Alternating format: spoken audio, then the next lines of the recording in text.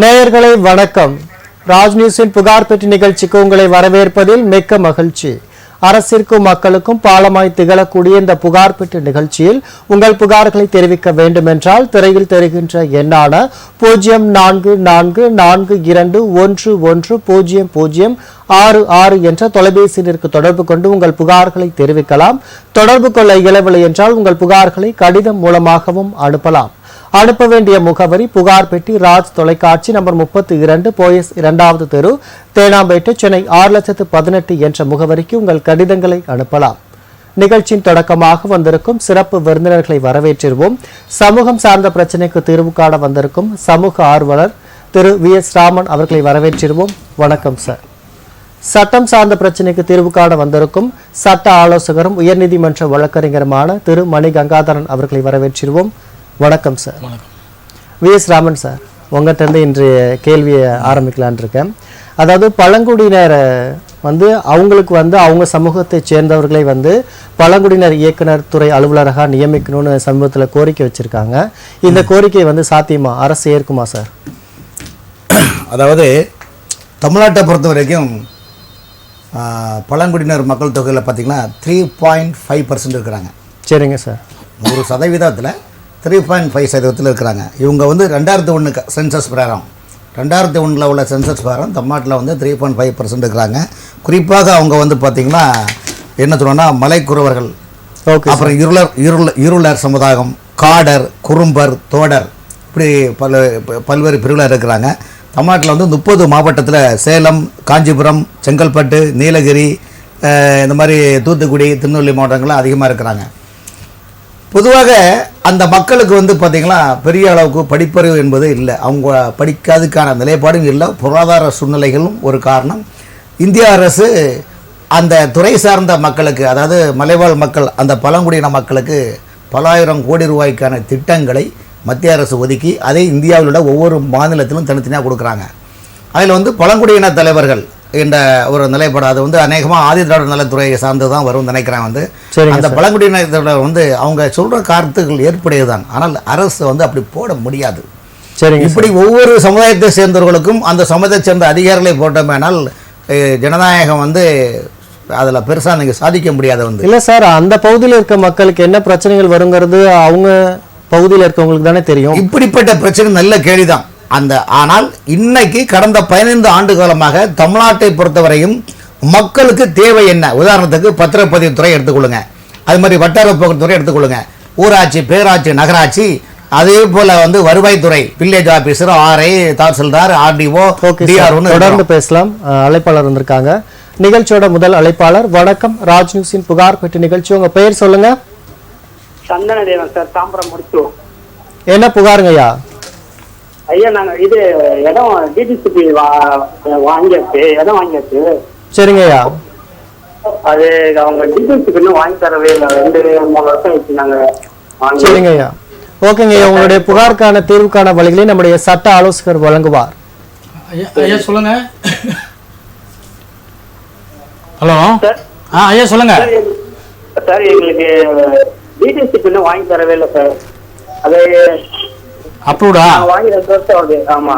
நீங்க அதை நீங்க தானே வாங்கணும். அவங்க யார் வாங்கி கொடுப்பா? நீங்க அப்ளை பண்ணீங்களா? இல்ல, அவங்க லேண்ட் வித்தாங்க பாத்தீங்களா, அவங்களே வாங்கி தரேன்னு சொன்னாங்க. அதுக்கு சேர்த்து பைசா வாங்கிட்டாங்க. அது வாங்கி 2 வருஷம் ஆகுது. 2 வருஷத்துக்கு பக்கம் ஆயிடுச்சுன்னு கேட்டா இப்போ நாளைக்குன்றாங்க. சரி கேட்டா சரி. அது என்னன்னா நீங்க தான் அதை தனிப்பட்ட முறையில் அவரை நீங்க மூவ் பண்ணாங்களா இல்லையா? அந்த ஊராட்சி போய் பாத்தீங்களா? நாங்க போய் பார்த்தோம். எல்லாமே பக்கத்துல இருக்கிறவங்க எல்லாம் வாங்கி கொடுத்துட்டாங்க. இவங்க கேட்டா நாங்க அதை அப்ளை பண்ணிருக்கோம் இப்போ நாளைக்குன்றாங்க. சரி, அப்ளிகேஷன் கொடுத்தது உண்மையான பொய்யான்னு போய் பாத்தீங்களா? அதுதான் அவங்க கேட்டா பில்லு காமிக்கிறேன் அப்படின்னு சொல்றாங்க. அது காமிக்கவே மாட்டேங்கிறாங்க. சரி, நீங்க பாருங்க, ஃபர்ஸ்ட் கொடுத்தாங்களா கொடுக்கலையான்னு பாருங்க. அதுக்கு அப்படி கொடுத்துருந்தாங்கன்னா அதை ஃபாலோ பண்ணுங்க.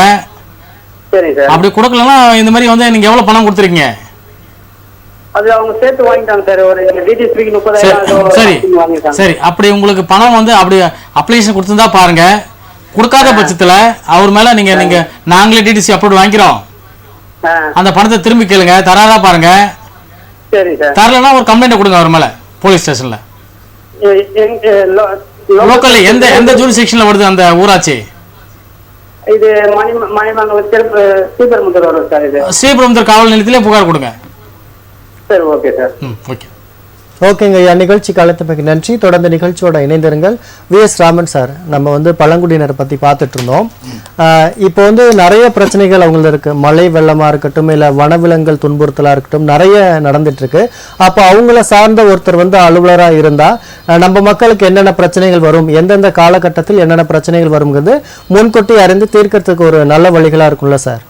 இல்லை, உண்மைதான். அதை நான் பழங்குடி இனத்தினுடைய நலத்துறை இயக்குனர் வந்து அண்ணாதுறைன்னு ஒருத்தர் இருக்காருங்க. சரிங்க சார். அவர் தான் அதுக்கு இன்சார்ஜ் பார்க்கணும்.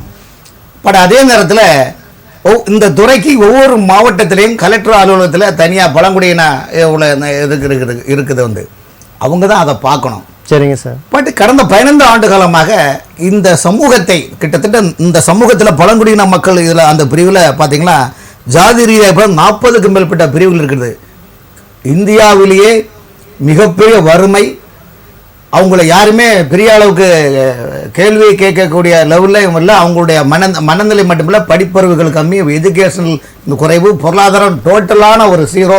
அவர்கள் காடுகளையும் மலைகளையும் நம்பி வாழக்கூடிய மக்கள். அந்த பழங்குடியின சமூகத்தை சேர்ந்தவர் தான் நம்முடைய இந்தியாவுடைய ஜனாதிபதி திரௌபதி முர்மு அவர்களும் இன்று உள்ளார்கள் என்பது குறிப்பிடத்தக்கது. இது வந்து இந்தியாவை பொறுத்தவரையிலும் அந்த இனத்திற்கு ஒரு மிகப்பெரிய ஒரு உதாரணம் மட்டும் இல்லை, அவங்களுடைய வாழ்க்கையில் முன்னேற வேண்டும் என்ற நல்லெண்ணத்தில் கொண்டு தான் மத்திய அரசு நிறைய திட்டங்களை கொண்டு வந்திருக்குது. ஆனால் மாநில அரசுகள் பார்த்தீங்கன்னா அந்தந்த எந்தெந்த மாவட்டத்தில் இந்த சமூகம் அதிகமாக இருக்கின்றதோ அந்த சமூகத்துக்கு நிறைய திட்டங்களை ஒதுக்குறாங்க. ஆனால் அந்த திட்டங்களுக்கான கல்வித்துறை, வேலைவாய்ப்பு அனைத்தும் இலவசம். நீங்கள் வந்து பரிசலில் நீங்கள் போகிறீங்கன்னா, ஒரு ஆற்றுலேயோ ஒரு ஏரிக்குள்ளே பரிசலில் போகிறீங்கன்னா, டூரிஸ்ட்னு போகிறீங்கன்னா உங்களுக்கு காசு உண்டு. ஆனால் அந்த சமூகத்துக்கு காசு கிடையாது, போர்டே அங்கே போட்டிருப்பாங்க. அவங்களுக்கு நிறைய சலுகைகள் கொடுக்குறாங்க. ஏன் சொல்றேன்னா, இந்த நிறைய சலுகைகள் வந்து முறையா அவங்ககிட்ட போய் சேரதுல நிறைய பேருந்து நிலையங்களை பார்த்துட்டு இருப்போம், ஊசி மணிலாம் வித்துட்டு இருக்காங்க. பட் ஆனால் அவங்க தான் வந்து மூத்த குடிமக்களாக இருக்காங்க, நிறைய பேர் போட்டிட்டு இருக்காங்க. ஆனால் அவங்கள பற்றி நிறைய அக்கறை இல்லாமல் இருக்கிறதுக்கான காரணம் என்ன சார்? அக்கறை இல்லாத காரணம் என்ன? இன்னைக்கு ஓரளவுக்கு அவங்களுக்கு அக்கறை வந்துட்டு, இன்னைக்கு பார்த்தீங்கன்னா செல்ஃபோன் வச்சிருக்காங்க, பைக்கில் போகிறாங்க, பிள்ளைகள் படிக்குது. அந்த சமூகத்தை சேர்ந்த நிறைய காவல்துறையில் வேலைக்கு கூட இதெல்லாம் பண்ணுறாங்க, அரசாங்கமும் செய்யுது.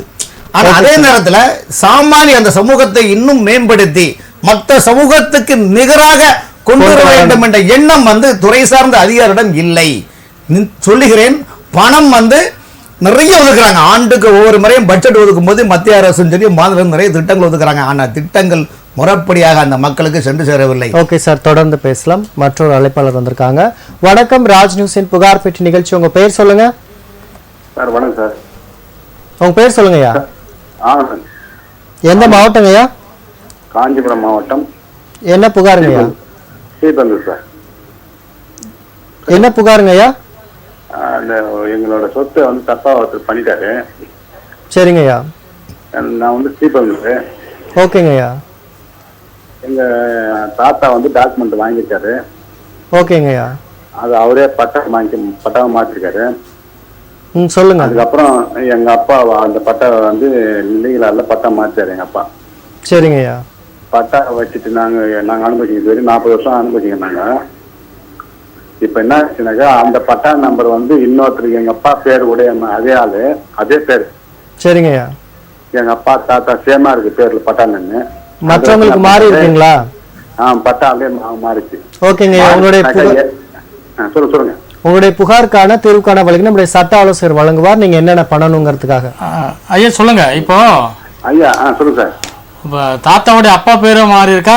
அதே அதுவும் சேமாவா அவங்களது? இப்போ எங்க அப்பா பேரு அதே, தாத்தா பேரும் அதே சேமா இருக்கு அவருக்கு. சரி சரி. அதுல என்ன பண்ணிட்டு நாங்க ஒரு டாக்குமெண்ட் பண்ணின்னு வந்துட்டோம். ஒரு சர்வே நம்பர் விட்டுட்டு வந்துட்டோம் அந்த பட்டால. சரி. அந்த பட்டால ஒரே நம்பர் தான் இருக்குன்னு நான் வந்துட்டேன். அதுல ஒரு 550 சொல்லிட்டு இன்னொரு நம்பர் ஆட் ஆகுது. அது அவரோட சொத்து பில்டது. சரி. அந்த 2 நம்பர் அந்த பட்டால இருக்குன்னு சொல்லிட்டு என் பட்டால வச்சு அவரு பண்ணிட்டு போயிட்டு ஒரு நம்பர் பண்ணினாரு. சரி. அதான் இப்ப அந்த சொத்து எப்படி மீட்டருக்கு எப்படி பண்றது? சரி, ஒண்ணு இல்ல. இதுக்கு எதனா புகார் எங்கன்னா கொடுத்துருக்கீங்களா? நான் ரீசார்ஜ் கொடுத்தேன், தப்பா பண்ணிட்டீங்க அப்படின்னு சொல்லிட்டு. சரி. அங்கேயும் கொடுத்தேன், நம்ம எக்ஸி ஆப்ஷன் கொடுத்தேன். அவங்க என்ன பண்ணிட்டாங்க, ஆர்டிஓ போய் பாருங்க. சரி. நாங்களாம் பார்க்க கூடாது அப்படின்னு சொல்லிட்டு எனக்கு சொல்லி விட்டாங்க. இன்னும் அது வழி சொல்ல எதுவும் பண்றது எனக்கு. ஆர்டிஓ கிட்ட கொடுத்தீங்களா? கொடுத்தேன் சார். அவங்க சொல்லிட்டாங்க ஒரு சட்டம் போட்டாங்க.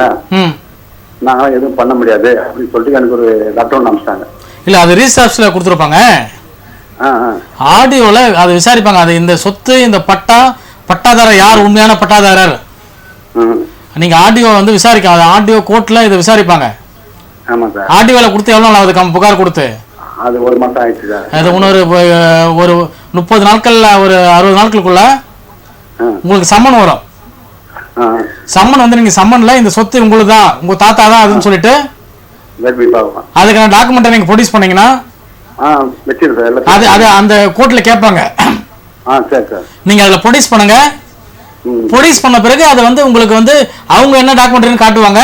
ஆப்போசிட் அவர் ஆர்டர் போடுவார். Okay sir. இப்போ நம்ம வந்து ஆர்டர் கோர்ட்ல போய் நம்ம ஃபைல் பண்ணோமா இல்ல அவங்க நீங்க கொடுத்த புகாரின் அடிப்படையிலே அது நடக்கும். அப்படியா? எஸ். நீங்க கொடுத்த புகாரின் அடிப்படையிலே 2 பேருக்கும் சம்மன் அடிச்சு கூப்பிடுவார் ஆடியோ. எனக்கு ஒரு தகவல் ஒன்று போட்டிருக்காங்க இப்போ ஆடியோல. என்ன வருதுன்னாக்கா இப்ப சமீபத்துல 8ஆம் மாசம் 24 வருஷத்துல இது மாதிரி ஜியோ ஒன்று போட்டாங்க, இது மாதிரி பட்டா போட்டாங்க, இதை வந்து நீங்க கேன்சல் பண்ண விடாது, அது கோர்ட்ல வந்து பாத்துங்கன்னு சொல்லிட்டு மாதிரி எனக்கு ஒரு தகவல் வந்து போடுறாரு. லெட்டர் கொடுத்துருக்காரு உங்களுக்கு? லெட்டர் அனுப்பிச்சிருக்காரு. சரி, ஓகே. அதை வச்சு சேலஞ்ச் பண்ணிக்க வேண்டியதான். அப்ப நீங்க அப்ப நம்ம கோர்ட் தான் பண்ணுமா? கோர்ட்ல தான் பண்ண முடியும். அதான்.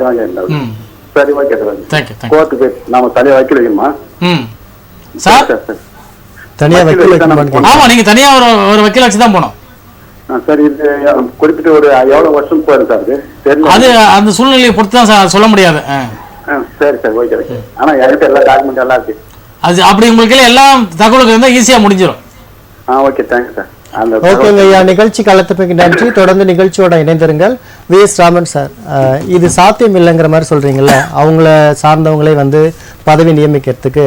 ஏன்னா இப்போ வந்து அரசு சார்பில் வந்து நிறைய சொல்லியிருக்காங்க. இப்போ பழங்காலத்துலாம் பார்த்தீங்கன்னா வந்து வீட்டில் இருந்த ஒரு பாட்டி வந்து நிறைய பேர்த்துக்கு பிரசவம் பார்த்துருப்பாங்க. ஆனால் இப்போ வந்து அவங்க பார்க்கக்கூடாது, மருத்துவர்கள் மட்டும்தான் பிரசவம் பார்க்கணும் அப்படிங்கிற ஒரு நடைமுறை கொண்டு வந்துருக்காங்க. அப்படிங்கிறப்போ அந்தந்த பகுதியில் இருக்கவங்க, ஏன்னா இப்போ இங்கே எல்லாருமே வந்து சமமாக இருக்காங்க, வேற்றுமை வந்து பார்க்கல. ஆனால் பழங்குடியினர் பார்த்தீங்கன்னா அவங்க வந்து இன்னும் நிறைய பேர்த்தோட தொடர்பு இல்லாமல் இருக்கிற சூழல் இருக்கு. அப்படிங்கிறப்போ அவங்கள புரிஞ்சு நடந்துக்கிறவங்க ஒருத்தர் அலுவலராக இருந்தால் அவங்களுக்கு நல்லது தானே, அவங்களோட வாழ்வில் முன்னேற்றம் அடைய முடியும். காரணம் என்ன, அந்த காலத்தில் பாட்டிய வைத்தியன்னு சொல்லுவாங்க. மன்னர்கள் காலத்தில் மன்னர்களுடைய மனைவியான ராணிகள் அவங்களுடைய சகோதரிகளுக்கு கன்சூவாக இருக்கும்போது இருந்ததுலேருந்து டெலிவரி பார்க்க வரைக்கும் அந்த சமூகம் தான் பார்க்கும். அதாவது இன்னைக்கும் கூட குழந்தைகளுக்கு சுழுக்கெடுப்பாங்க தெரியுமா? குடல் பிறண்டு பற்றி சுழுக்கெடுப்பாங்க, மலத்தி போட்டு சுழுக்கெடுப்பாங்க. அப்புறம் வந்து சாயங்காலம் வந்து குழந்தைங்களுக்கு நீங்கள் சாப்பாடு ஏதாவது ஃபுட்டு கொடுக்கும்போது மலைக்கு வந்த வானத்துக்கு மேலே பட்சிகள் பறவைகள் போகின்ற போது அந்த பறவையினுடைய இது கிடைக்கும், வந்து அந்த ஏக்கம் ஏதாவது தோஷம்னு சொல்லுவாங்க, அந்த கிடைக்கும் பஞ்சு தோஷம்னு சொல்லுவாங்க. கிடைக்கும் போது வந்து குழந்தை 5 மணி பிறகு வீட்டில் கொண்டு போக மாட்டாங்க, வீட்டில் தான் வீட்டில் வச்சுருவோம், வெளியில் பார்த்து சாப்பாடுலாம் கொடுக்க மாட்டாங்க. அந்த காலத்தில் இன்னைக்கும் கிராமப்புறங்களில் இது இருக்குது நடைமுறை.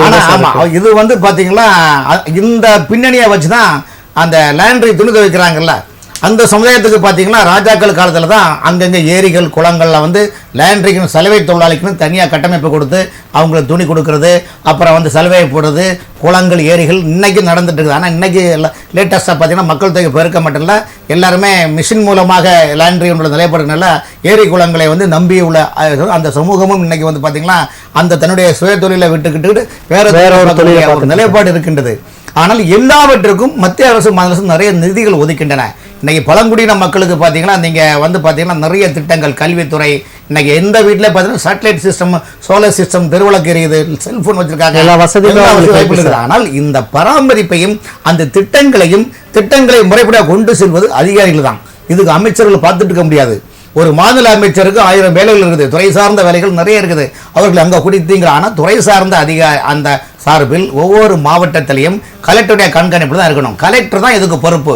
பழங்குடியின மக்களுக்கு திட்டங்கள் செல்லவில்லையா, அல்லது பழங்குடியினத்தை சேர்ந்த 40 பிரிவு சேர்ந்த மக்களுக்கு எந்த திட்டங்களும் அவர்களுக்கு அரசு கொடுக்கக்கூடிய மத்திய அரசு நிதிகளும் மாநில அரசு நிதிகளும், கல்வி சேவை, வீட்டு திட்டம் இருக்குது, இலவசமாக வீட்டு கட்டு கொடுக்கணும், எல்லாமே இருக்குது.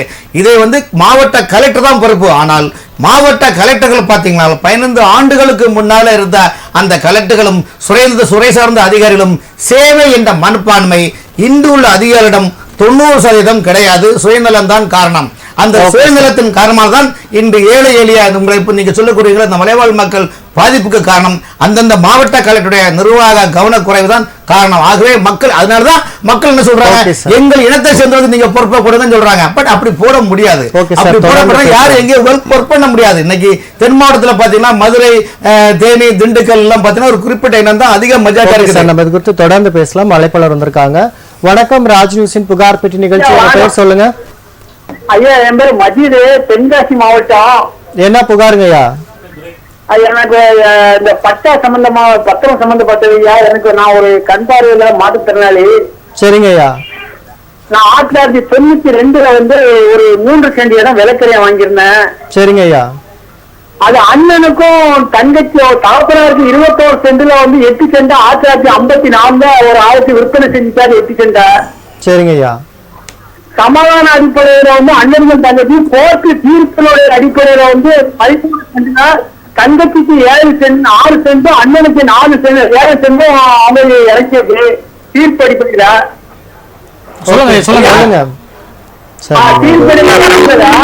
அதை என்ன பண்ணிட்டாங்க அப்படின்னு நான் வந்து 92 வந்து 3 இடம் வாங்கியிருந்தேன். அதாவது பட்டாவுடைய அடிப்படையிலையும் அவங்க கவுசஞ்சேரியில அந்த நகர் தீர்ப்பு நகர்லையும் சமாதானத்துடைய அடிப்படையிலையும் நான் வாங்கியிருந்தேன் 3 சென்ட். சரி. 87 கேஸ் எடுக்கும்போது வேற ஒரு ஆள் இவங்க பட்டா போட்டு பக்கத்துல எடுத்துக்காரு பேர்ல வந்து அந்த 4 சென்ட் 8 சென்ட்டுக்காரு பேர்ல 12 சென்ட்டுக்கு பட்டா ஏறி இருந்திருக்கு. சரி. ஏன்ட்ட 1 நம்பர்ல எனக்கு வந்து 3 சென்ட் வித்துட்டாங்க. நான் 92 இருந்து 2015 வரைக்கும் நான் அதுல வாழை போட்டு பார்வையில் அதோட வருமானத்தை வச்சு என்னுடைய மருந்து செலவை கட்டிட்டு வந்தேன். சரி. இந்த 2004 என்ன பண்ணிருக்காருன்னா இந்த பக்கத்து இடத்துக்காரர் ஒரு ஆள் வேற ஒரு ஆள்கிட்ட விற்க குடிக்க நினைக்கிறார். அவர் எப்படி வித்துட்டு போயிருக்காருன்னா பட்டத்தினுடைய அடிப்படையில எனக்கு 4.5 சென்டும் பட்டாவுடைய அடிப்படையில எனக்கு 6.25 சென்ட் வாழை போடுற இடத்துக்கு சேர்த்து வித்துட்டு போயிருவோம் 2004. சரி. அவர் 2004 வித்துட்டு போனதுக்கு பிறகு என்ன பண்ணிட்டாரு அப்படின்னா 2015 வரைக்கும் அவர் கண்டுக்கிறாம இருந்துட்டு 2015 நான் ஊர்ல இல்லாத சமயத்துல என் வாழைகளை எல்லாத்தையும் அடிச்சு நொறுக்கி எல்லாத்தையும் பேசிட்டு வச்சு பிடுங்கி போட்டுட்டு அதை வந்து அடுத்த அவர் வேலையில வந்து இடம் வாங்கி போட்டு விற்பனை செய்யக்கூடிய வியாபாரி. அவர் என்ன பண்ணார், நான் வந்து 3 நாள் கழிச்சு பார்க்க எனக்கு பத்திரத்துல அங்க வரைக்கும் இடம் இருக்கு. அதே அவருக்கு முன் பத்திரம் 4 பத்திரத்துல வந்து கிழமையில 27 இருக்கு. அவர் 52 அடியா போட்டு எழுதியிருக்காரு.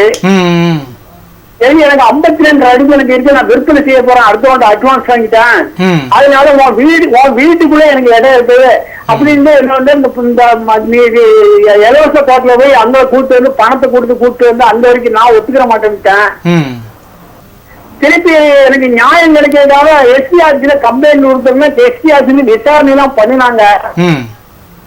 விசாரணை பண்ணி சொல்றது அவர் கட்டுப்பட மாட்டேன்ட்டாரா இருக்கு. அந்த கொஞ்சம் பணப்பழத்தையும் ஆழ்பழத்தையும் கலெக்ட் பண்ணிட்டு கட்டுப்பட மாட்டேன்ட்டாரு. அப்ப அவங்க என்ன பண்ணுவீங்க கோர்ட்டுக்கு போயிட்டாங்க. ஆனா எனக்கு இந்த கோர்ட்ல போய் பேச போட்டு போன வாரம் வரைக்கும் கேஸ் நடந்துட்டே இருந்துச்சு. எல்லா டாக்குமெண்ட்டையும் ஒப்படைச்சிட்டேன். சரி. கடைசியில வந்து இந்த பட்டா வந்து அந்த இது பட்டா ஏத்துக்கிற மாட்டேன்ட்டாங்க. இப்ப நம்ம பழைய பட்டாவ ஒரிஜினல் பட்டா ஆரம்பிட்டாங்க. எனக்கு ஒரிஜினல் பட்டா கிடைக்கிறதுக்கு அது யார்கிட்ட இருக்குன்னு 40 வருஷம் ஆகி போச்சா, யார்கிட்ட இருக்குன்னு பார்த்து எடுக்கிறதுக்கு எனக்கு 1 வருஷம் டைம் ஆகி போச்சு. அதை வந்து போன வாரம் கொண்டு போட்டுறது அதை பட்டாவை ஏத்துக்கிற மாட்டோம்னு அதையும் எஸ்டிஆர்சியில கொடுத்த கம்ப்ளைண்ட் ஏத்துக்கிற மாட்டோம்னு தள்ளுபடி வச்சாங்க. எஸ்டிஆர்சியில கம்ப்ளைண்ட் கொடுக்க உடனே அந்த செராக்ஸும் திருப்பி எனக்கு வந்து அந்த சீல் வச்சது நான் எனக்கு தரைய நான் நினைச்சுக்கிட்டு அவங்க கம்ப்ளைண்ட் கொடுத்தா போக முடியாது புகைப்படம் எல்லாம் எடுத்து கோர்ட்ல தாக்கல் பண்ணிருந்தா போட்டாவ. இப்போ அவர் எழுதி வச்சு என்ன சொல்றாரு, கம்ப்ளைண்ட் உள்ள இது இல்ல அப்படின்னா நான் எஸ்டி ஆபீஸ்ல இருந்து நான் கேட்டதுக்கு அவங்க வந்து 3 வருஷத்துக்கு மேல வச்சிருக்க மாட்டோம் அழிக்கப்பட்டு விட்டு எனக்கு பதில் வந்துட்டு அது ஐயா கேக்குதுங்களா நான் பேசுறது. அதுக்கு நான் என்ன செய்யணும், எனக்கு அனுபவத்துல இருந்து இப்போ என்னன்னா பட்டான்றது வேற, டாக்குமெண்டேஷன்ன்றது வேற. டாக்குமெண்டேஷன்ன்றது எப்பவுமே வந்து ஒரு அதிகாரிகள் டாக்குமெண்டேஷனை பார்த்து பண்ண மாட்டாங்க. சரி. ஏன்னா டாக்குமெண்டேஷன்ல 50 அடிக்கு 52 போடுவான், 52 அடிக்கு 40 அடி போடுவான். சரி சரிங்களா? அது தவறானது. சரி அந்த விஓ ஆபீஸ்ல சரி. எஃப்எம்பில எத்தனை அடி இருக்குன்னு பாருங்க. எஃப்எம்ல அந்த நம்பரே இல்ல. எஃப்எம்ல வந்து கேட்கல அந்த நம்பர். எனக்கு அந்த FM இல்லனா இருக்கு. ஆனா அதுக்கு பிறகு எஃப்எம்பி தாலுகா ஆபீஸ் நானும் 5 வருஷமா அதுக்கு அலைஞ்சிருக்கேன். அந்த அந்த எந்த எந்த இதுலயுமே அந்த நம்பரே இல்லைங்க. ஆனா பட்டா அப்போ அந்த இடம் அந்த ஐயா ஐயா பட்டா கொடுத்துருக்கேன். அந்த இடம் பட்டா இடமா இல்ல புறம்போக்கா இருந்து பட்டா வாங்கிருக்கா? பட்டா இடம் ஒரிஜினல் மோதாரிக்கு சார் ஒரு நிமிஷம் சார். ஐயா நிகழ்ச்சி முடிஞ்சதுக்கு அப்புறமா உங்களுக்கு தொடர்பு கொண்டு விரிவான விளக்கங்கள் கொடுப்பாங்க. சரிங்களா ஐயா? கேக்குதுங்களா? ஓகேங்க ஐயா. நிகழ்ச்சி முடிஞ்சதுக்கு அப்புறம் தொடர்பு கொண்டு உங்களுக்கு விரிவான விளக்கங்களை கொடுப்பாங்க. மணிகங்கதன் சார், உங்கள்கிட்ட மற்றொரு கேள்வி. இப்போ இந்திய அரசியலமைப்பு சட்டத்திற்கும் மற்ற நாடுகளுக்கும் உள்ள அரசியலமைப்பு சட்டத்திற்கும் உள்ள வித்தியாசம் என்ன சார்? இந்திய அரசியலமைப்பு சட்டம் என்பது இதுல வந்து பாத்தீங்கன்னா இந்தியாவில் உள்ள மக்களுக்கு மட்டும் கிடையாது. இங்க இருக்கிற ஆடு மாடுகளுக்கு, குளம் நீர்நிலைகளுக்கு, மலைகளுக்கு, எல்லாத்துக்குமே சார்ந்தது. ஏழைகளுக்கு குறிப்பா இன்னைக்கு சட்டங்கள் என்னதான் இன்னைக்கு வந்து இந்தியா ஒரு பெரிய ஒரு அங்கீகாரமா மற்ற நாடுகளும் பார்க்குதுன்னா அது இந்திய அரசியலமைப்பு சட்டம் தான்.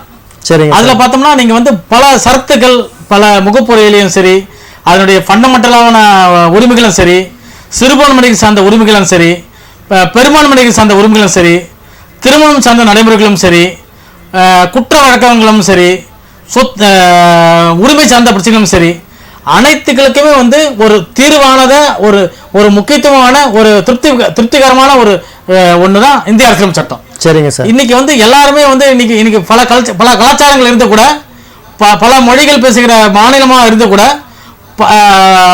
பல மதங்கள் இருந்து கூட ஒற்றுமையா வாழ்றோம்னா அது இந்திய அரசியலமைப்பு சட்டம் தான். இதை யாரும் மறுக்க முடியாது. இதுல என்னன்னா இன்னைக்கு வந்து சமீபத்தில் ஒரு பெரிய ஒரு இஷ்யூ நடக்குது. பாபா சாஹேப் அம்பேத்கரை பத்தி பேசுறாங்க. பட் அது வந்து இன்னைக்கு வந்து எல்லாருக்கும் கடவுள் அவர் தான். பட் இன்னைக்கு யார் இந்த சமூகத்தில் புறக்கணிக்கப்பட்டாங்களோ, ஒடுக்கப்பட்டாங்களோ, யார் கேள்வி கேட்க நாதியற்று இருக்காங்களோ அவங்களுக்கெல்லாம் இன்னைக்கு வந்து வாழ்றதுக்கான ஒரு நிலையை உருவாக்குனவர் பாபா சாஹேப் அம்பேத்கர் தான். அதை நம்ம யாரும் மறுக்க முடியாது. ஓகேங்களா? இது இன்னைக்கு பார்த்தா இந்த இந்திய அரசியல் சட்டத்துலன்னா கொஞ்சம் வந்து ஒரு கருணை இருக்கும். ஒரு சஸ்பெக்ட் நடக்குதுன்னா அவன் உண்மையான குற்றவாளியா இல்லையா என்பதை வந்து பார்க்கணும். சரிங்க சார். அப்படி பார்த்து அதற்கான நடைமுறைகள் ப்ரொசீடிங்ஸை பார்த்து அதன் பிறகுதான் வந்து எல்லா ப்ரொசீடிங்ஸும் ஸ்டார்ட் ஆகும். அப்ப குற்றம் பண்றவங்களுக்கு வந்து கருணை காமிக்கிறது கருணைனா என்னன்னா இந்திய அரசியலமைப்பு சட்டம் என்னன்னா 100 குற்றவாளிகள் தப்பிக்கலாம், ஆனா ஒரே ஒரு நிரபராதி தண்டிக்கப்படக்கூடாது. இதுல முக்கிய சாராம்சமா அதுதான். அப்படிதான் இதுல தொகுக்கப்பட்டது. ஆனா இங்க வந்து ஒரு குற்றம் நடக்குதுன்னா ஒரு சப்ஸ்டன்ஸா ஒரு இன்ட்ரீமா ஒரு பெயில் கிடைக்கும். சரிங்க. ஒரு இன்ட்ரீமா ரிலீஃப் கிடைக்கும் ஒரு குற்ற வழக்குல. அது சொத்து சம்பந்தப்பட்ட வழக்கில் இன்ட்ரீமா ஒரு ஐஏல ஒரு ரிலீஃப் கிடைக்கும். ஆனா மற்ற நாடுகள்ல இங்கிலாந்து போன்ற ரஷ்யா போன்ற நாடுகள்ல அது கிடைக்காது. பட் ஒன்ஸ் வந்து அந்த 3 மாசத்துக்குள்ள அது முடிப்பாங்க. ஃபாஸ்டா முடிச்சு 3 மாசத்துக்குள்ள அவருக்கு வந்து இதுல வந்து இந்த சஸ்பெக்ட் உண்மையா இல்லையான்னு பார்ப்பாங்க. அதன் பிறகு பண்ணிருந்தா தண்டனை கொடுத்துருவாங்க உடனே. இங்க இந்தியாவில் பொறுத்த வரைக்கும் என்னன்னா கொஞ்சம் வந்து பொருளாங்க ஆகும். பட் அந்த சப்சிக்வெண்ட் டைம்ல காரணம் என்ன சார்? காரணங்கள் வந்து இங்க நிறைய நடைமுறைகள் இருக்கு. அதுக்கு அரசாங்கமும் நீங்க சொல்றது வந்து அந்த பெயில் வழங்குறதுலாம் வந்து இந்த நிலம் சார்ந்த பிரச்சனை, மற்றதுக்கு ஓகே. பாலியல் வழக்குகள், கொலை இருக்குங்களா?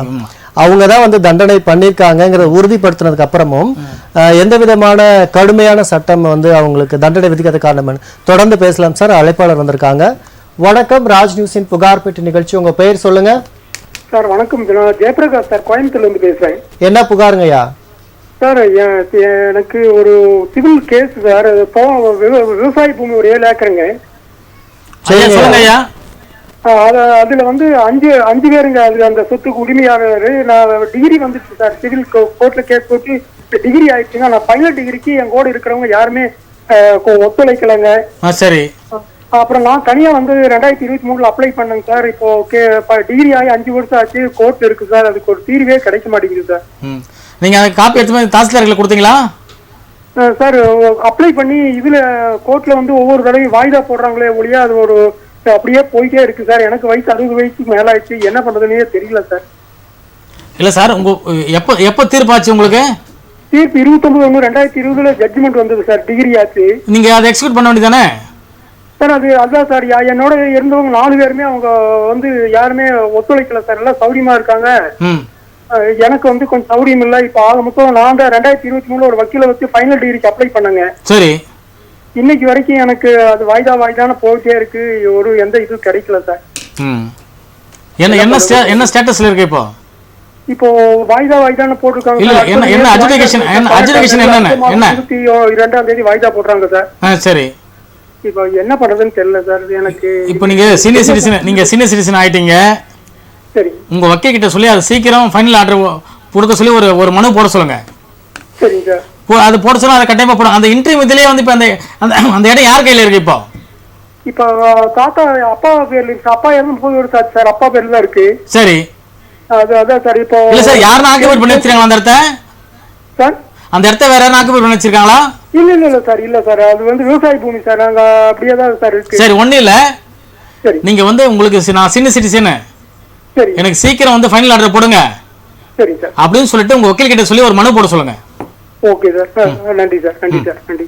அது போட்டா கிடைச்சிருமா சார்? அது இப்போ சீனியர் சிட்டிசன்னா ஒரு 6 மாசத்துக்குள்ள அதை முடிப்பாங்க அதை.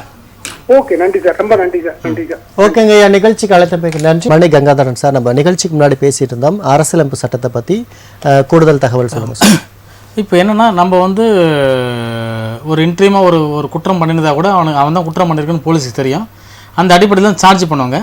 ஆனால் சார்ஜ் பண்ண பிறகு வந்து அவனுக்கு வந்து ஒரு 90 நாட்கள் ஆச்சுன்னா அவன் ஜெயிலில் இருக்காருன்னா அவனுக்கு வந்து ஒரு இன்ட்ரீமாக ஒரு பெயில் கிடைக்கும். அவனை வந்து ஜெயிலேருந்து வெளியே விட்டுருவாங்க. அதுக்கப்புறம் வந்து கேஸ் நடத்துறதுக்கு அதுக்கப்புறம் வந்து அந்த ப்ராசஸ் நடக்கும். இல்லை, உங்களுடைய தரப்பு சார்பாக நான் கேட்குறேன், இந்த சட்டம் போதுங்களா இல்லை இன்னும் கடுமையாக்கப்படணுங்களா?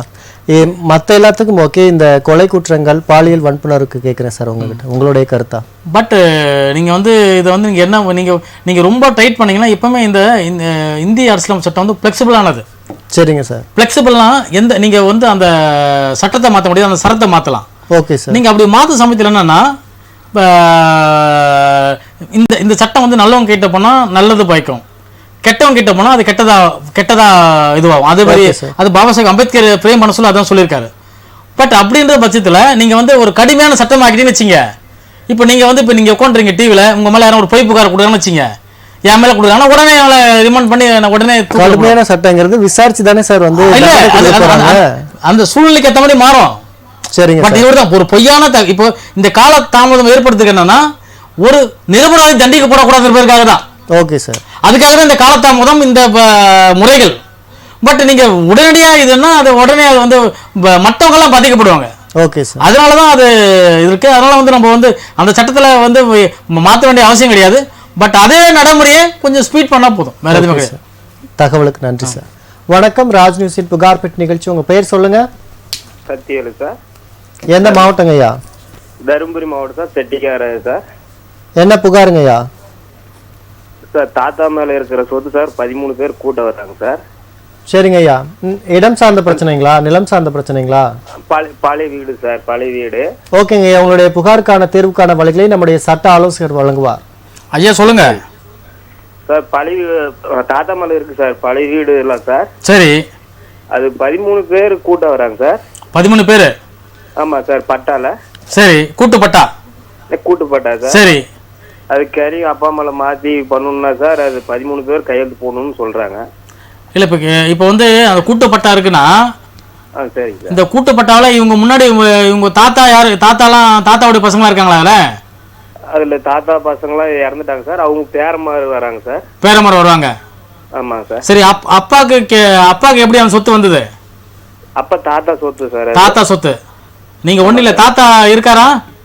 இல்ல சார், இறந்துட்டாரு சார். இது அதுல வந்து பெரிய தாத்தாவும் இறந்துட்டாரு, பெரிய தாத்தா விட்டு பசங்க பூரா இறந்துட்டாங்க. சரி.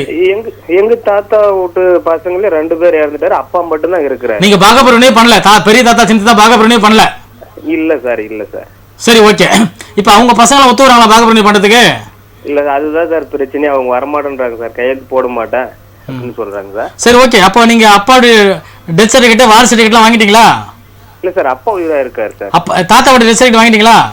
இல்ல சார், அது ரொம்ப நாள் ஆகுது சார். அதுல இறந்தெல்லாம் ஒரு 40-50 வருஷம் பக்காவும் சார். சரி, நீங்க முதல்ல அதை வாங்குங்க. சரிங்க சார். ஆர்டிஓ கிட்ட மனுவா கொடுத்தா அதை முதல்ல வாங்குங்க. சரிங்க சார். வாங்கிட்டு அதன் பிறகு வந்து பார்ட்டிஷன் பாகப்பிரிவினை போடுங்க. பாகப்பிரிவினைல? ஆமா. சரிங்க சார். பாகப்பிரிவினை வழக்கா போடுங்க. அதுல கோர்ட்டு பிரிச்சு கொடுக்கும் சொத்தை உங்களுக்கு. கோர்ட்டு பிரிச்சு? ஆமா. நீங்க உங்க ஊர்ல பஞ்சாயத்து அறையில வச்சு பேசி பாருங்க. சரிங்க. ஈஸியா முடியாதுன்னு பாருங்க. சரிங்க சார். முடியாத பட்சத்துல கோர்ட்டுக்கு போங்க. சரிங்க சார். அதுல இன்னொரு பிளாட் ஒன்று வாங்குச்சு சார், 25 வருஷம் ஆகுது சார். சரி. அது அப்பா மேல தான் கேரியர் இருக்கு. 3 பேர் பெரியமாக்கு நாங்க சார். அது தனியா பட்டா ஒடிச்சு கொடுன்னா ஒடிச்சு கொடுக்க மாட்டோம். முடியாது. கிரியமான பத்திரம் இருக்கா உங்ககிட்ட? ஒரிஜினல் பத்திரம் இருக்கு சார். பத்திரம் வந்தா அதை ஒடிச்சு கொடுக்கலாம், அது சட்டம். அது ஒடிச்சு கொடுக்க மாட்டேறாங்க சார், பக்காக விட மாட்டேன்றாங்க, பிரச்சனை பண்றாங்க. இல்ல நீங்க விஓ கிட்ட மனுவா கொடுத்தீங்களா? கொடுத்தேன் சார், கொடுத்தேன். என்ன சொன்னாரு அவர்? வந்து நீங்க வந்து சமாதானம் பண்ணிடுவாங்க, அப்பதான் 3 பேருக்கும். இல்ல நீங்க அப்பீல் போங்க. அடுத்தது அப்பீல் தாசில்தார்ல போயிட்டீங்களா? இல்ல சார், அப்பீல் பண்ணேன் சார். அது கவர்மெண்ட் சார் வந்து அளந்தாரு. சரி. அளவு போட்டு இல்ல நான் அப்பெல்லாம் கொடுக்க முடியாது, நீங்க ஒற்றுமையா வாங்க, நாங்க கல்லு போட்டு காட்டு அப்படின்றாரு. கல்லு இல்ல அப்படி பண்ண முடியாது. கிரியமா ஒரு பத்திரம் வந்தா அப்படி பண்ண முடியாது.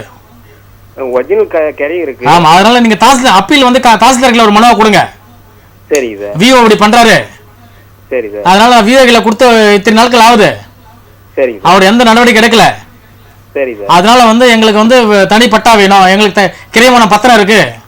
சரி சார். அப்படின்னு சொல்லி ஒரு மனுவா எழுதி கொடுங்க தாசில்தார் கிட்ட. ஆமா. அவர் சர்வர் வந்து பாக்குறாரு. இல்ல ஐயா, நீங்க அப்பீல் தாசில்தார்ல கொடுங்க. சரிங்க சார். அது கொடுத்தா ஆட்டோமேட்டிக்கா வேலை முடியும். ஓகே சார், நன்றி. ஓகேங்க ஐயா, நன்றிங்க ஐயா. நிகழ்ச்சிக்கு அழைத்தமைக்கு நன்றி. விஎஸ் ராமன் சார், உங்ககிட்ட ஒரு கேள்வி. இப்போ நிறைய வந்து தொழிற்பேட்டை அமைக்கணுங்கிறதுனால அரசு சார்பாக வந்து விவசாய நிலங்களை வந்து இது பண்ணிட்டு இருக்காங்க, அவங்ககிட்ட இருந்து வாங்கிட்டு இருக்காங்க. இதுக்கு வந்து விவசாயிகள் எதிர்ப்பு தெரிவிக்கிறாங்க. இந்த சிப்காட் அமைக்கணும்னா வேற ஏதாவது பகுதியில் அமைக்க முடியாதுங்களா? இந்த விவசாயம் பண்ற பகுதிகளில் தான் அமைக்க முடியுங்களா? ஆக்சுவலாக அந்த மாதிரி தொழில் பண்ணோன்னா அந்த வானம்பத்த பூமின்னு சொல்லுவாங்க தெரியுமா, அந்த மாதிரி ஒரு கிராமத்தில். அதுவாக அந்த காலத்தில் பார்த்தீங்கன்னா பனை மரங்கள், அந்த மாதிரி வேஸ்டான மரங்கள்லாம் பார்த்தீங்கன்னா எதுவுமே. மற்றொரு கேள்விங்க சார், இப்போ சமீபத்தில் பார்த்தீங்கன்னா இந்த ஒரு 10 ஆண்டு 20 ஆண்டுகளில் பார்த்தீங்கன்னா வெளிநாடு முதலீடுகளை வந்து ஈர்க்கிறோம், நிறைய வெளிநாட்டு நிறுவனங்கள் வந்து இங்கே தமிழ்நாட்டில் வந்து தொழில் தொடங்குறாங்க அப்படின்னு சொல்லிட்டு இருக்காங்க. அது மாதிரி தொழில் தொடங்குறப்ப பார்த்தீங்கன்னா நிறைய சிப்காட் வந்து விரிவாக்க பண்ணுறோம் அப்படிங்கிறதுனால நிறைய இடங்கள் விவசாய இடங்களை தான் வந்து வாங்குறாங்க. அப்போ விவசாயம்ங்கிறது பாதிக்காதுங்களா? ஏற்கனவே கடந்த சுதந்திரம் கிடைத்த காலத்திலேருந்து இதுக்கு அப்போலேருந்தே இந்த வெளிநாடு முதலீடுகள் அதாவது பெருந்தலைவர் காமராஜர்லாம் இப்படி பண்ணலையே. சரிங்க சார். பெருந்தலைவர் காமராஜர், ஓமந்தூர் ராமசாமி ரெட்டியார் அவர்கள், பக்தோஸ்லாம் அவர்கள், ராஜாஜி அவர்கள்லாம் அந்த மாதிரி வெளிநாட்டு முதலீட கொண்ட இந்தியாவில் டெவலப்மெண்ட்டும் இந்தியா மத்திய அரசும் மாநில அரசும் ஒருங்கிணைந்து தான் இன்றைக்கி தமிழ்நாட்டில் பல கிண்டியுடைய தொழில்பேட்டை, கும்மிடிப்பூண்டி தொழில்பேட்டை, அம்பத்தூர் தொழில்பேட்டை, நீங்கள் அந்த மாதிரி நிறைய தொழில்பேட்டை வந்து காமராஜர் பேரில் தான் வந்துடுது. நம்முடைய அயனாவரத்தில் ரயில் தொழிற்சாலை காமராஜர் பேரில் தான் வந்தது. இன்றைக்கி வரை அது சக்ஸஸாக ஓடிட்டுருக்குது. ஆனால் காலப்போக்கில் பார்த்தீங்கன்னா கிட்டத்தட்ட 1980க்கு பிறகு என்ன ஆகி போச்சுன்னா, அரசியல் ரீதியாக ஒரு 5 வருஷம் ஒரு ஆட்சி வருதுன்னா அந்த ஆட்சிக்காரங்களுக்கு மக்கள் மத்தியில் ஏதாவது சாதனை என்னென்னு கேட்பாங்க. அப்போ சாதனை தான் சொல்லணும், வேதனையை சொல்ல முடியாது, மக்கள் படக்கூடிய வேதனையை சொல்ல முடியாது. அப்படிங்கும்போது வெளிநாட்டில் போய் அந்த துறை சார்ந்த அமைச்சர்களை போய் வெளிநாட்டில் அந்த சம்மந்தப்பட்ட துறை சார்ந்த என்னென்ன பண்ணலாம் சொல்லும்போது அவங்க ஒப்பந்தம் போடும்போது இங்கே வந்து இந்தந்த தொழிற்சாலைக்கு என்னென்ன இடத்த கொடுக்கலாம். உதாரணத்துக்கு நீங்கள் ஆந்திராவில் பார்த்தீங்கன்னா அவ்வளவும் கடை வந்து பார்த்தீங்கன்னா ஆந்திராவில் பார்த்தீங்கன்னா மரங்கள் இல்லாத இடத்துல வெறும் வானம் பார்த்த பூமி உள்ள இடத்துல என்ன பண்ணுவாங்கன்னா சிமெண்ட் குழாய் தயாரிக்கிறது, சிமெண்ட் போஸ்ட் மின் கம்பெனி தயாரிக்கிறது. தொடர்ந்து பேசலாம். அழைப்பாளர் வந்திருக்காங்க. வணக்கம், ராஜ் நியூஸின் புகார் பெட்டி நிகழ்ச்சி. உங்க பெயர் சொல்லுங்க. லைன்ல இருக்கீங்களா? ஆமாங்க சார், லைன்ல தான் இருக்கேன். உங்க பெயர் சொல்லுங்கம்மா. என் பேர் கஸ்தூரி. எந்த மாவட்டங்கம்மா? கோயம்புத்தூர்ல இருந்து பேசுறேங்க சார். என்ன புகாருங்கம்மா? எங்க மாமனாரு அவங்க அப்பா கிட்ட இருந்து இடத்த அவர் அளவுக்கு மட்டும் எழுதி வாங்கிட்டாரு. சரிங்கம்மா. எங்க வீட்டுக்காரரோட பெரிய தம்பி தன்னோட பேருக்கு எழுதி வாங்கிட்டாரு. எங்க வீட்டுக்காரெல்லாம் கையெழுத்தே போடல. சரிங்கம்மா. சொல்லுமாங்க சார், என்ன பண்ணணும் அதுக்கு? ஓகேங்கம்மா, உங்களுடைய புகாருக்கான தீர்வுக்கான வழிகளை நம்முடைய சட்ட ஆலோசகர் வந்து விரிவா சொல்லுவாங்க. அம்மா வணக்கம். வணக்கம் சார். அம்மா வணக்கம்மா. இப்போ அவரு வீட்டுக்காரருடைய அப்பா இருக்காரம்மா? இல்ல, அவரு இறந்துட்டாருங்க சார். சரிம்மா. இப்போ அவரு எப்படி தம்பிக்கு எப்படிமா போச்சு? தம்பி அங்க இருந்தாங்க சார், நாங்கெல்லாம் வேலை வாய்ப்பு இல்லைன்னு இங்க கோயம்புத்தூர் வந்துட்டோம். இல்ல உங்க மாமனாரே எழுதி கொடுத்தாரா இல்ல அவர் தனிப்பட்ட முறையில் எழுதினாரா? அது மாமனார் தான் சார் எழுதி கொடுத்திருக்காரு. இல்ல அவர் சம்பாதிச்ச சொத்தா அது இல்ல பூர்வீகமான சொத்தமா அது? பூர்வீக சொத்துங்க சார். சரிம்மா, பூர்வீக சொத்தம் தான் அப்படி எழுத முடியாது. அப்படி எழுதி வாங்கி வச்சுட்டு எங்களுக்கு வீடு தர மாட்டேங்கிறாங்க. அது ஏதாவது ஒரு அமௌண்டாவது கொடுக்க, நாங்க வயசான காலத்துல வச்சுக்கோன்னா அதுவும் இது பண்ண மாட்டேங்கிறாங்க. சரிம்மா சரிம்மா, நீங்க எதனா புகார் கொடுத்தீங்களாமா? புகாரெல்லாம் ஒண்ணுமே கொடுக்கல. வேற இன்னொரு தம்பி இருக்கிறான், அவங்க அதை பத்தி பேசவே மாட்டேங்கிறான். அவன் வசதியா இருக்கிறான் சார், அவன் அதை பத்தி பேச மாட்டேங்கிறான். இப்ப நாங்க ஏதாவது செஞ்சு அதுல காசு ஏதாவது வருதுன்னா அப்ப மட்டும் வாங்கிக்குவாங்க.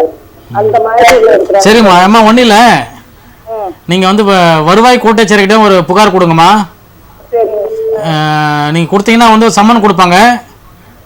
2 பேரும் சம்மன் கொடுத்து விசாரிப்பாங்க. விசாரிச்சு அது வந்து நீங்க சொல்ற மாதிரி அப்படி அவர் பூர்வீகமா இல்லாம அவர் சொந்தமா சம்பாதிச்சிருந்தா எதுவும் பண்ண முடியாது. பூர்வீகமான சொத்தா இருந்தா கண்டிப்பா உங்களுக்கு அந்த அதை கேன்சல் பண்ணி உங்களுக்கு பேகம் உங்களுக்கு வரும். அம்மா அம்மா, நீங்க பேசுறது கேட்கல, கொஞ்சம் தெளிவா பேசுங்க.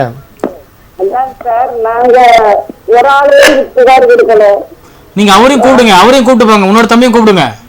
அவர் வர மாட்டேங்கிறாரு சார், அவளே அப்ப நீங்களே கொடுங்க, நீங்க மட்டும் கொடுங்க. இது நீங்க கோர்ட்டுக்கு போலாம், கோர்ட்டுக்கு போனா உங்களுக்கு செலவாகும். நீங்க அதனால ஆடியோ பார்த்தா உங்களுக்கு ஈஸியா முடியும். ஓகே ஓகேங்கம்மா, நிகழ்ச்சி காலத்துக்கு நன்றி. தொடர்ந்து நிகழ்ச்சியோட இணைந்திருங்கள். வி.எஸ். ராமன் சார், நீங்கள் சொல்லியிருந்தீங்க சாதனை சொல்கிறதுக்காக வந்து மாதிரி வெளிநாடு முதலீடுகளாக இருக்கிறாங்கன்ட்டு. அப்போ நிறைய விவசாயிகள் இதில் பாதிக்கிறாங்களா சார்? இல்லை இல்லை, என்ன விஷயம்னா ஆக்சுவலாக வந்து இந்த ஃபஸ்ட்டில் வந்து இந்த மாதிரி தொழிற்சாலைகள் ஆரம்பிக்கிறதுக்கு வானம் பார்த்த பூமி மாதிரி அந்த மாதிரி இடத்துல தரிசு நிலங்களை எடுத்து அதில் நீங்கள் போர் போட்டுலாம் கட்டமைப்பு உருவாக்கலாம். அதுக்கு நான் ஃபண்டு அவங்களே கொடுத்துருவாங்க. ஏன்னா மாநில அரசுகளுக்கு என்ன வேலைன்னா அதுக்கான இடங்களை கையகப்படுத்தி அவங்களுக்கு இபிலேருந்து பில்டிங் கன்ஸ்ட்ரக்ஷன்லேருந்து அப்ரூவ்லேருந்து டிடிசி டிஎம் எல்லாம் பண்ணி கொடுக்குறது மாநிலத்தினுடைய தொழில்துறை சார்ந்த அல்லது ஐடி பிரிவு சார்ந்தது அவங்களுக்கு இந்த வேலை.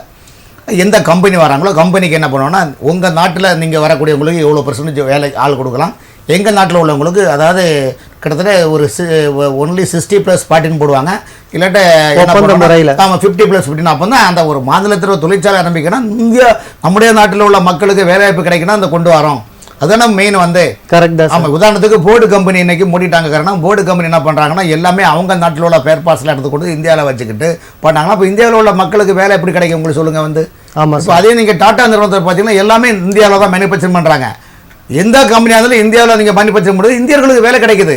1000 பேர் வேலை செய்கிற இடத்துல இதே நீங்கள் உள்நாட்டில் எல்லாமே மேனுஃபேக்சர் பண்ணிட்டீங்கன்னா அந்த 1000 பேருக்கு பார்த்தீங்கன்னா 10,000 பேர் வேலை கிடைக்குது. 10,000 பேர் வேலை செய்யக்கூடிய இடத்துல நீங்கள் 2,000 பேருக்கு இந்தியர்களுக்கும் 8,000 பேருக்கு அவங்களுடைய நாட்டில் சேர்ந்தவங்களுக்கு வேலை கொடுத்தா அப்போ அதில் ஒன்றுமே ஒர்த்து கிடையாது இல்லையா வந்து. இது ஒரு நிலைப்பாடு இருக்குது. இப்போ தொழிற்சாலைகளை பொறுத்த வரைக்கும் தமிழ்நாட்டில் பார்த்தீங்கன்னா எனக்கு தெரிஞ்சு கிட்டத்தட்ட 30,000-40,000 தொழிற்சாலைகள் ஒரு கிட்டத்தட்ட 20-30 வருஷம் மூடி கிடக்குது. இந்த மூடி கிடக்கிற தொழிற்சாலையை உயிரோட்டம் கொடுத்து அது துறை சார்ந்த வேலையை பண்ணாலே அது பெரிய கிட்டத்தட்ட லட்சக்கணக்கான இளைஞர்கள் வேலை செய்யலாம். இப்போ வெளிநாடு முதலீடுகள் இவ்வளோ கவனம் செலுத்துறவங்க விவசாயம் வந்து நிறைய மழையினால வந்து தேங்கி வந்து விவசாயம் வீணா போகுது, அதுக்கு என்ன நடவடிக்கை எடுக்கலாம் அப்படிங்கிறது வந்து ஏன் இவங்க வந்து நடவடிக்கை எடுக்க மாட்டேங்கிறாங்க? தொடர்ந்து பேசலாம். அழைப்பாளர் வந்திருக்காங்க சார். வணக்கம், ராஜ் நியூஸின் புகார் பெட்டி நிகழ்ச்சி. உங்க பெயர் சொல்லுங்க. என் பேர் வந்து மகாலட்சுமிங்க. எந்த மாவட்டங்கம்மா? ஸ்ரீபெரும்புத்தூர் மாவட்டங்க. என்ன புகாருங்கம்மா? இந்த மாதிரி பாடியில ஒரு வீடு இருக்குங்க. ஓகேங்கம்மா. அது வந்து அதுல பட்டா சம்பந்தப்பட்ட பிரச்சனையா நான் ஏற்கனவே புகார் பெட்டியில பதிவு பண்ணேன். சரிங்கம்மா. அவங்க கலெக்டர் பார்க்க சொன்னாங்க. பாத்தீங்களா? போய் கலெக்டர் பார்த்தோம், மனு கொடுத்தோம். அப்புறம் வந்து எந்த நடவடிக்கையும் இல்லைங்க. சரிங்கம்மா. மறுபடியும் நாங்க நினைவூட்டல் கடிதம் கலெக்டர் அம்மாவுக்கே கொடுத்தோம். சரிங்கம்மா. அங்க இருந்து முதலமைச்சர் கிட்ட இருந்தும் லெட்டர் வந்தது, கலெக்டர் அம்மா கிட்ட இருந்தும் இந்த அம்பத்தூர் தாசில்தார் ஆபீஸ்க்கு அனுப்பிச்சோம். சரிங்கம்மா. இன்னைக்கு வந்து வர சொல்லியிருந்தாங்க. கேட்டா முதல்ல இருந்தே பூந்தமல்லிக்கு போங்கன்னு அனுப்புறாங்க. ஓகேங்கம்மா, உங்களுடைய புகாருக்கான தீர்வுக்கான வழிகளை நம்முடைய சமூக ஆர்வலர் வழங்குவார். எங்களுக்கு என்ன பண்றதுன்னே அம்மையார் வந்து பாடி அம்பத்தூர் பக்கத்துல இருக்க பாடி, அம்பத்தூர் பக்கத்துல இருக்க பாடி வந்து என்னன்னா ஆக்சுவலா வந்து அது அம்பத்தூர் தாலுகால வரும். இப்போ வந்து அவங்க வந்து சிஎம் சொல்லி கொடுத்துருக்காங்க, எல்லாம் பண்ணிருக்காங்க. லெட்டர் அனுப்பிச்சிருக்காங்க. அம்மா ஒரு நிமிஷம் அமைதியா கேளுங்க. லெட்ரு அனுப்பியிருக்காங்க. லெட்ரு அனுப்பும்போது சம்மந்தப்பட்ட துறையில் பார்க்கும்போது இது பூந்தமல்லி போயிருக்காருன்னு சொல்கிறாங்கன்னா, இவங்க கொடுத்துருக்க மனுவுடைய அந்த எல்லை எந்த இடத்துல பட்டா கேட்டாங்களோ அந்த பட்டா இடத்தினுடைய லேண்ட் மார்க்கினுடைய எல்லை பார்டர் வந்து பூந்தமல்லி தாலுகாவில் வரும். சரிங்க சார். ஆனால் அது பூந்தமல்லி, அதாவது அந்த இடம் வந்து பாடி வந்து பார்த்தீங்கன்னா மதுரவாள் தாலுகா தனியாக இருக்குது, சரிங்கம்மா. அம்பத்தூர் தாலுகா தனியாக இருக்குது, பூந்தமல்லி தாலுகா தனியாக இருக்குது. சரிங்க. பட் இது பூந்தமல்லி தாலுகா போகிறதுக்குள்ள வாய்ப்பு கிடையாது. ஆனால் அவர்கள் வந்து ஏழ்மை நிலைமை கருத்தில் கொண்டு அதாவது தாலுகா ஆஃபீஸில் இந்த பட்டா கொடுக்குறது யாருன்னா லேண்ட் சர்வேன்னு சொல்லுவாங்க, நில அளவையாளர்கள். அதாவது ஒவ்வொரு தாலுகாவிலும் ஹெச் சர்வேன்னு ஒருத்தர் இருப்பாங்க. அவங்களுக்கு கீழே வந்து ஒரு தாலுகாவுக்கு 5-6 சர்வேர்கள் தனியாக இருப்பாங்க. இப்போ சர்வேர்கள் எங்கேயுமே பற்றாக்குறை. 100 பேர் இருக்கிற இடத்துல பார்த்தீங்கன்னா 30 பேர் தான் வேலை செய்கிறாங்க. அந்த 30 சர்வேர்களை என்ன பண்ணுறாங்கன்னா, பெரும்பாலும் சர்வேர்கள் ரியல் எஸ்டேட் அதிபருடன் கூட்டு சேர்ந்து நீயும் நான் ஒன்று என்ற நிலைப்போல் போகும்போது சாமானிய இவர்களை அம்மையாரை போன்ற ஏழை மக்களுக்கு நியாயம் வராது. ரெண்டாவது, சென்னை புறநகர் பார்த்தீங்கன்னா ஒரு கிரவுண்டு பட்டாவுக்கு இது வந்து வெளிப்படையாக சொல்ல முடியாது. ஒரு கிரவுண்டு பட்டாவுக்கு பார்த்தீங்கன்னா குறைந்தபட்சம் 1 லட்சத்திலிருந்து 2 லட்சம் லஞ்சமே வாங்குறாங்க. Okay sir. இப்போ அந்த அம்மாவுக்கு வந்து அடுத்து யாரை பார்க்கணுங்கிறது இந்த இதுல இல்ல தீர்வு எப்படி கிடைக்குன்னா, இவங்களுக்கு காசு கொடுக்காம தீர்வு வராது. ஏன்னா எனக்கு தெரியும், பட்டா மேட்டர்ல பொறுத்த வரைக்கும் பணம் தான் அங்க பேசும் தவிர்த்து அங்க வந்து அங்க தாலுகா ஆபீஸ்ல போனீங்கன்னா சிசிடிவி கேமரா இருக்குதுன்னு சொல்லுவாங்க, வாய்மையை வெல்லும் சொல்லுவாங்க, நியாயத்தை பேசுவாங்க. ஆனா சம்பந்தப்பட்ட சர்வே அங்க இருக்க மாட்டாங்க. மனுக்களை வாங்காத காரணம் என்றால் மனு ஏழையின் ஒரு விஷயங்களுங்க, இந்த நாட்டில் ஏழையின் நியாயம் 50 ஏறாது. அதுதான் அண்ணல் அம்பேத்கர் சொல்வார்கள், கடைக்கோடி தொண்டனுக்கும் கடைக்கோடி மக்களுக்கும் திட்டங்கள் வர வேண்டும் என்று சொல்லுகின்றார்கள். ஆனால் யார் இதை மதிப்பது, யார் கேட்பது? ஏழையுடைய நியாயம் வந்து 50 ஏறாது என்பது இந்த புகார் பிள்ளை அம்மையார் பாருங்க எவ்வளவு மன குறைவு மன இதுல சொல்லுங்க. காரணம் இல்ல, அவங்களுக்கு பதில் சொல்லலாம் சார். அடுத்து நாங்க என்ன பண்ணனுங்க? ஓகேங்கம்மா, நிகழ்ச்சி முடிஞ்சதுக்கு அப்புறம் வந்து தொடர்பு கொண்டு அடுத்து என்ன பண்ணணும் உங்களுக்கு சொல்லுவாங்க. ஓகேங்களா? என்ன பண்ணணும்னு சொன்னீங்கன்னா மேற்கொண்டு அந்த மாதிரி அதாங்கம்மா, நிகழ்ச்சி முடிஞ்சதுக்கு அப்புறம் தொடர்பு கொண்டு என்ன பண்ணணுங்கிறத சொல்லுவாங்க. ஓகேங்களா? நன்றிங்கம்மா சார். அதாவது உங்கள் தொகுதியில் இந்த மாண்புமிகு முதலமைச்சர் அவர்கள் இது போன்ற ஏழை எளிய மக்களுடைய நிலைப்பாடுகளை கருத்தில் கொண்டுதான் உங்கள் தொகுதியில் முதல்வன் திட்டம் கொண்டு வந்தது. அது திட்டம் என்ன, ஒரு நாளைக்கு டேட்டா ஃபிக்ஸ் பண்ணுவாங்க. அந்த தேதியை ஃபிக்ஸ் பண்ணும்போது அந்த துறை சார்ந்த எல்லா அதிகாரிகளும் அந்த ஸ்பாட்ல வந்துடணும். வரும்போது இது போன்ற பாதிக்கப்பட்டவங்களுக்கு கொடுக்கும்போது இங்க பாத்தீங்களா எல்லாம் கிடைக்கும். ஆனால் பட்டா கொடுக்கவே மாட்டாங்க. உங்கள் தொகுதியில் முதல்வன் திட்டத்துல பாத்தீங்களா பட்டா அப்படியே நீங்க பண்ணீங்கன்னா அந்த அதிகாரி ஜென்மத்தும் கொடுக்குற கிடையாது. காரணம் இன்னைக்கு எல்லாமே இன்னைக்கு சென்னையிலே பார்த்தீங்கன்னா உங்களுக்கு தெரியும், ஒரு கிரவுண்ட் வந்து 2 கோடி 3 கோடி 4 கோடி போகுது வந்து. அந்த நேரத்தில் பார்த்தீங்கன்னா 600 ஸ்கொயர் ஃபீட்டா இருந்தா என்ன, அது அரை கிரவுண்டா இருந்தா என்ன, அது ஒரு கிரவுண்டா இருந்தா என்ன, அந்த நில அளவை துறையில் தாசில்தார்களும் அந்த லேண்ட் சர்வேகளும் கூட்டணி வைத்துக் கொண்டு ஏழை எளிய மக்களை அலைக்கழிக்கிறார்கள். இதையும் நம்முடைய ராஜ்டி புகார்பட்டி மூலமாக மாண்புமிகு முதலமைச்சர் அவர்களுக்கும் மாண்புமிகு தலைமைச் செயலர் முருகானந்தம் அவர்களுக்கும் தெரியப்படுத்துற காரணம் என்ன, உங்கள் துறையில் எந்த அளவுக்கு ஏழை எளிய மக்கள் பாதிக்கப்படுகிறார்கள், ஏன் நியாயம் கிடைக்கவில்லை. மாண்புமிகு முதலமைச்சர் அவர்கள் உங்கள் தொழில் திட்டம் கொண்டு வந்த காரணம் ஏழை கடைக்கோடி ஏழைகளுக்கும் உண்மையான தீர்வு வர வேண்டும் என்பதுதான் அந்த திட்டமே தவிர்த்து அலைக்கழிக்கிறது அல்ல என்பதை இந்த புகார்பட்டி மூலமாக தெரிவித்துக் கொள்கிறோம். ஓகே சார், நன்றி சார். நீங்க தொடர்ந்து நம்ம பேசிட்டு இருந்தோம் அந்த சிப்காட் விரிவாக்கம், அதை பத்தி கொஞ்சம் சொல்லுங்க சார். சிப்காட்டை பொறுத்த வரைக்கும் சார் வந்து விவசாயிகளுக்கு அந்த இடம் நீங்க எடுக்கிறீங்கன்னா மார்க்கெட் ரேட் நீங்க கொடுக்கணும். சரிங்க, மார்க்கெட் ரேட் கொடுக்கும்போது மட்டுமல்ல, இல்ல நான் என்ன கேட்கிறேன்னா விவசாய நிலத்தை எதுக்காக அவங்க லீகல் மேட்டர் சொல்றேன் உங்களுக்கு மார்க்கெட். நான் சட்டவாக சொல்றேன், நான் எனக்கு ஒரு 5 ஏக்கர் இடம் இருக்குது, அது வந்து சிப்காட் கேட்கறாங்கன்னா என்னன்னா மார்க்கெட் தேவை. அந்த எல்லா இடத்துல பரப்பில் பார்ப்பாங்க. ஒரு இடத்துல இப்போ 2000 ஏக்கர் 3000 அது ஒரு எஸ்டிமேட் போட்டு இதில் எவ்வளோ எடுக்கலாம் எவ்வளோ போகலாம் விவசாயிகளுக்கும் பாதிக்காத பண்ண நிலைப்பாடு இருக்கின்ற போது எந்த விவசாயி தன்னுடைய இடத்தை மார்க்கெட் ரேட் தான் கொடுக்க, கவர்மெண்ட் ரேட் தான் அவங்க கொடுப்பாங்க. அப்படி கொடுக்கின்ற போது அந்த வீட்டில் உள்ள ஒருவருக்கு வேலை கொடுக்க வேண்டும். சரி, இதுதான் நிலைப்பாடு. காரணம் என்றால் அவருடைய வாழ்வாதாரம் என்னவாகும் என்பதற்காக தான். அது மத்திய அரசாக இருந்தாலும் சரி, மாநில அரசாக இருந்தாலும் சரி, வெளிநாட்டு கம்பெனி நிறுவனங்கள் நடத்தணும் இங்கே தொடங்க வேண்டுமானாலும் சரி, அரசுடைய திட்டங்கள் எப்படின்னா இடத்தை கொடுப்பவருடைய குடும்பத்திற்கு ஒரு வேலை கொடுக்க வேண்டும். ஆனால் அது இப்போ யாருமே பெருசாக சேர்றது கிடையாது. அதை கண்டுகிட்டது காரணம் என்ன, அங்கேயும் போராட்டம் பண்ணி அதுக்கு ஒரு குண்டாசத்துக்கு பிடிச்சி போடுவாங்கும் போது விவசாயிகளுடைய மனநிலை இப்படி தான் இருக்குது. ஆகவே அதாவது இதுதான் ரூல்ஸு. ஆகவே வெளிநாட்டு நிறுவனங்களை கொண்டு வருவது வந்து இப்பெல்லாம் பார்த்தீங்கன்னா அரசியலுக்கு தேர்தல் சடுகுடு விளையாட்டுக்காக தான் அது பயன்படுத்துகின்றார்களோ என்பதை மக்கள் நினைக்கிறார்கள். பேசலாம் சார். அழைப்பாளர் வந்திருக்காங்க. வணக்கம், ராஜ் நியூஸின் புகார் பெட்டி நிகழ்ச்சி. உங்க பெயர் சொல்லுங்க. என் பேர் வாழ்க்கை, திருநெல்வேலி மாவட்டத்தில் பேசுறேன். உங்க பெயர் சொல்லுங்க ஐயா. சகாயம். என்ன புகாருங்க ஐயா? ஐயா எனக்கு நான் வந்து ஒரு லோன் எடுத்திருந்தேன் ஸ்ரீராம் பைனான்ஸ்ல. சரிங்க ஐயா. அந்த ஸ்ரீராம் பைனான்ஸ்ல லோன் எடுத்து கொரோனாவுக்கு அப்புறம் நான் ஒரு பிசினஸ் பண்ணனால பணம் கட்ட முடியல. சரிங்க ஐயா. வீட்டுக்கு பேர்ல 15 லட்சம் ரூபாய் லோன் எடுத்திருக்கேன். சொல்லுங்க ஐயா. இப்போ வந்து ஒரு லோன் எனக்கு என் மேல கேஸ் ஃபைல் பண்ணிருக்காப்ல. சரிங்க ஐயா. அந்த கேஸ் ஃபைல் பண்ணது எனக்கு 2 வருஷத்துக்கு பிறகு தான் தெரியும். ஓகேங்க ஐயா. அதுவரை எந்த பைசா வந்து பண்ணிட்டு தான் இருந்தாங்க. சரிங்க ஐயா. அது சரி, அதுக்கு பிறகு கேஸ் தெரிய வந்த பிறகு நான் பைசாவே கட்டல. நான் கன்சல்ட் பண்ணி பணமே கட்டல. ஓகேங்க ஐயா. உங்களுடைய புகாருக்கான தீர்வுக்கான வழிகளை வந்து நம்முடைய சட்ட ஆலோசகர் வழங்குவார். உங்களுடைய புகாரை வந்து கொஞ்சம் தெளிவா சுருக்கமா சொல்லிருங்க. ஐயா வணக்கம். சார் என்னென்ன பைசா வந்து செட்டில்மெண்ட் பண்றதுக்கு வாங்கிட்டாப்ல. சரி. அதை வாங்கிட்டு என்னோட டாக்குமெண்ட் தரணுங்கிறாங்க. கோர்ட்ல ஈஸ்டி எந்த போனா லோன் மேலாம் கூப்பிட்டு என்னையும் என் ஃபேமிலி கூப்பிட்டு கூட அமௌண்ட் கட்டினாங்க. உங்க டாக்குமெண்ட் அந்த வசதி கூப்பிட்டாங்க. சரி. அதுக்கு பேசுற மாதிரி எனக்கு தாங்கல சார். நான் கலெக்டர் கமிஷனர் லெட்டர் கொடுத்துட்டேன். பேசியாச்சு. அவங்க தப்புன்னு சொல்லி எல்லாருமே கண்டுபிடிச்சாங்க. ஆனா அதுக்கான அவங்க எங்ககிட்ட பேசுறதுக்கான ஆதாரம் எங்கிட்ட இல்லை. அந்த ஒண்ணு மட்டும் தான் பிரச்சனை. மற்றபடி எந்த அளவுக்கு போராடணும் அந்த அளவுக்கு போராடி. இல்ல நீங்க பணம் கட்டிட்டீங்களா? பணம் கட்டிட்டேன் சார். ஆன்லைன் பேங்க்ல தான் கட்டேன் சார். சரி. அவங்க சொன்ன செட்டில்மெண்ட் லேபருக்கு நான் கட்டிட்டேன் சார். சரி. உங்களுக்கு இன்னும் பத்திரம் வரல கைக்கு? அவங்க கேட்டாங்க திருப்பி இன்னும் அமௌண்ட் கட்டாதான் தருவாங்க. இல்ல பணத்தை கட்டிட்டீங்களா நீங்க? பணத்தை கட்டி சார் செப்டம்பர் 27 சரி. இப்போ உங்களுக்கு என்ன, இப்போ அந்த பத்திரம் எங்க இருக்குன்னு கேட்டீங்களா? அது அவங்க ஆபீஸ்ல இருக்கு சார். இப்போ ஏன் தர மாட்டாங்க கேட்டீங்களா? இன்னும் பணம் எக்ஸ்ட்ரா பணம் கேக்குறாங்க சார். அப்படியா?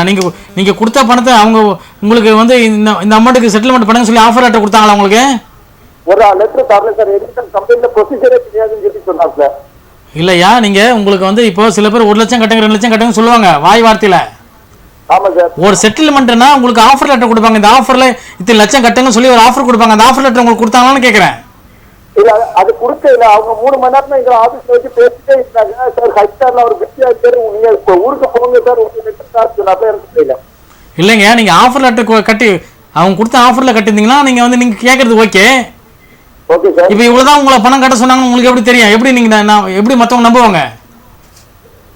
அதுதான் சார். அவங்க ஆபீஸ்ல வந்து கிட்ட 4 மணி நேரம் எங்க வெயிட் பண்ண வச்சு நான் பேங்க்ல 6:10 தான் சார் பார்த்து சொல்லுவார். சரி. இந்த அமௌண்ட்டுக்கு அவங்க ஒத்துனாங்கன்னு நீங்க எப்படி நினைக்கிறீங்க சார்? அவங்க கிட்ட சொன்னது 8:40. எங்களுக்கு வேவர் 8:40 வந்துருக்கு சார். லோன் மெட்டான இருக்கு பணம் சார். பணத்தோட வந்து சரி ஐயா, இந்த நிகழ்ச்சி முடிஞ்சவன தொடர்பு கொள்றேன் ஐயா. கண்டிப்பா சார்.